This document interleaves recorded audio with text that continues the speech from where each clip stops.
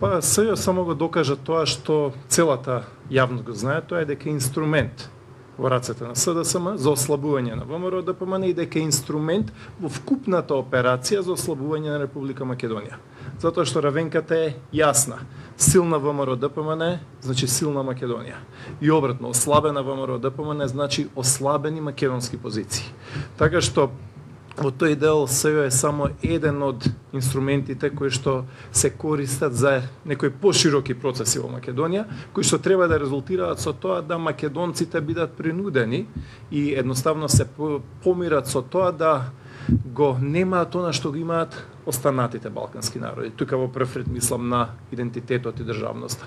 Значи во тој дел македонските граѓани и македонскиот народ оправдано сакаат да го имаат она што го имаат и другите. Ништо повеќе, но и ништо помалку. Истовремено, гледаме дека има една поширока операција, која што за цел ги има ослабување на позициите кои што ги има Република Македонија и внатре и надвор, и во односите со соседите, и во односите помеѓу коалиционите партнери, внатре во владата на Република Македонија.